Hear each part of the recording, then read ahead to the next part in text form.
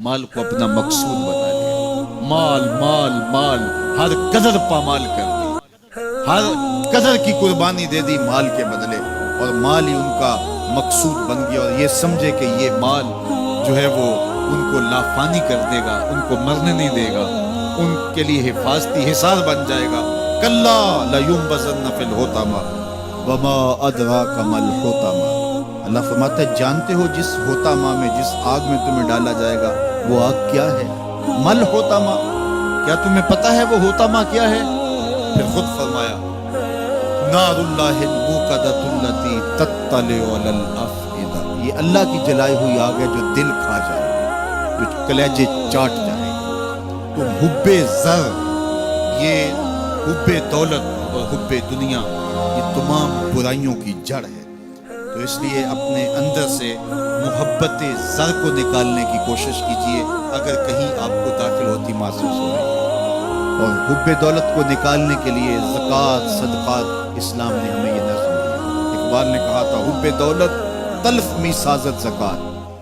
زکوٰۃ حب دولت کو زائل کرتی ہے. جب اللہ کی راہ میں لٹاؤ گے تو اس سے کم بھی نہیں ہوگا. میرے حضور نے 3 چیزیں قسم کر کے کہی. حضرت ابو کبشہ الانماری رضی اللہ تعالیٰ عنہ سے مروی ہے, میرے حضور نے ارشاد فرمایا اگر کوئی شخص کسی کو معاف کر دیتا ہے تو اس کی عزت کم نہیں ہوگی, میں محمد اللہ کی قسم اٹھاتا ہوں. دوسری بات میرے حضور نے فرمائی کہ جو شخص مانگنے لگ جاتا ہے, سوال کا دروازہ کھول لیتا ہے, اللہ اس کے لیے محتاجی کا دروازہ کھول دیتا ہے, اس کی کبھی کمی پوری نہیں ہوتی. اور تیسری بات میرے حضور نے قسم کر کے کہی ما نقص مال عبد من صدقہ.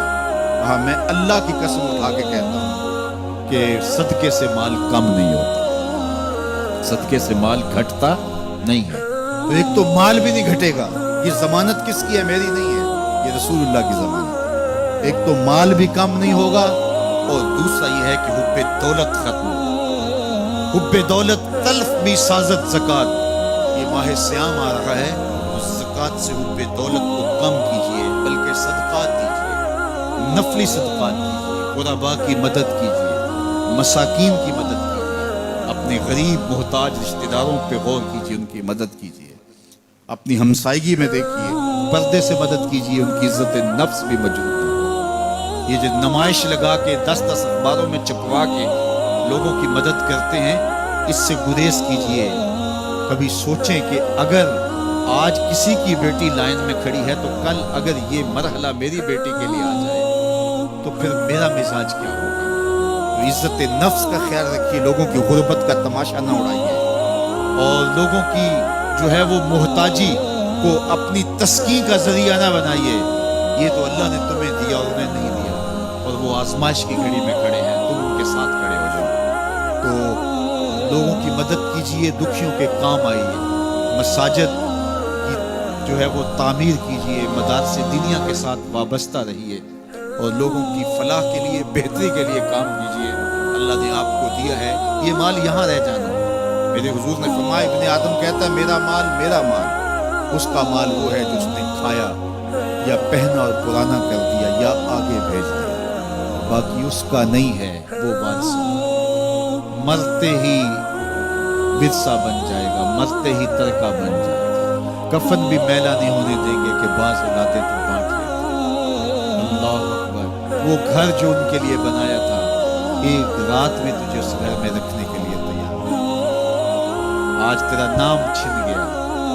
آج کوئی یہ نہیں کہتا کہ پیچھے سے امام گے اور حاضر اس چودھری صاحب کے, حاضر اس میت کے. آج تو ڈیڈ باڈی بن گیا, آج تو میت بن گیا. آج خان صاحب, ملک صاحب, چودھری صاحب, پیر صاحب, مفتی صاحب, تیرے سارے ٹائٹل چھین لیے گئے. آج پیچھے اس امام کے اور دعا واسطے حاضر اس میت کے, آج تو میت بن گیا. آج تیرا لباس بھی پھاڑ کے اتارا ہے, آج تیرے انگوٹھے باندھ دیے گئے ہیں, ناک میں روئی ٹھونس دی گئی. آج تو غسال کے رحم و کرم پہ ہے, وہ تجھے ادھر الٹ دے یا ادھر پلٹ, اب تیرے پاس کوئی اختیار ہی باقی نہیں رہا.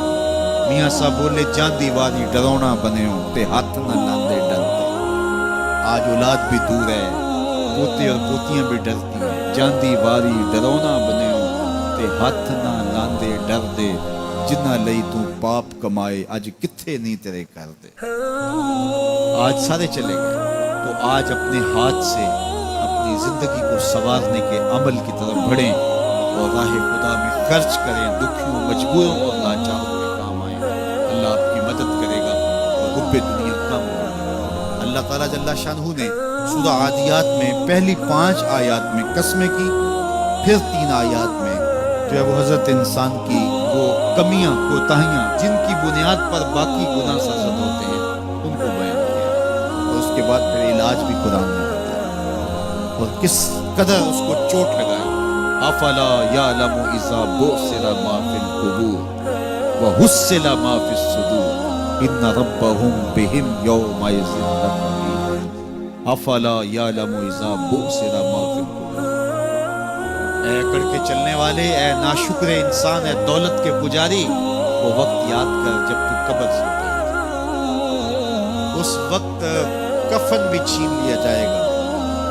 अब सबको छीन लिया गया, दौलत, बैंक बैलेंस, तेरी जायदादें, प्लाजे, गाड़ियां, घर, कोठियां, बंगले, सब कुछ यहीं रह गया, सिर्फ एक चादर कफन की लेके जा रहा है। लेकिन जब कब्र से उठाया जाएगा ये कफन की चादर भी रह जाएगी, बरहना उठाया। अल्लाह, न पाँव में जूते, न सर पे पगड़ी, न बदन पे कपड़ा, बरहना उठाया। सैयदा आयशा रज़ी अल्लाह ताला अन्हा ने सुना तो कांपने लगी, हुजूर कब्र से बरहना उठाए जाएंगे तो एक दूसरे से हया नहीं आएगी। फरमाया आयशा मामला इससे भी आगे है, किसी को होश होगी तो हया है, होश उड़े हुए होंगे, खौफे कयामत तारी हो, कब्रों से यूं लोग उठाए जाएंगे। अफला यअलमु इज़ा बुसिरा मा फिल कुबूर। अब बुसिरा का जो मफहूम है, जो तर्जुमा और मानी है वो तो रहे, बुसिरा का जो सोती आहंग है, जब बोलते हुए एक झटका लगता है तो कब्रों से उठते हुए लोगों की कैफियत मालूम करने के लिए बुसिरा का सोती आहंग ही काफी है। अफला यअलमु इज़ा बुसिरा मा फिल कुबूर व हुस्सिला मा फिस सुदूर।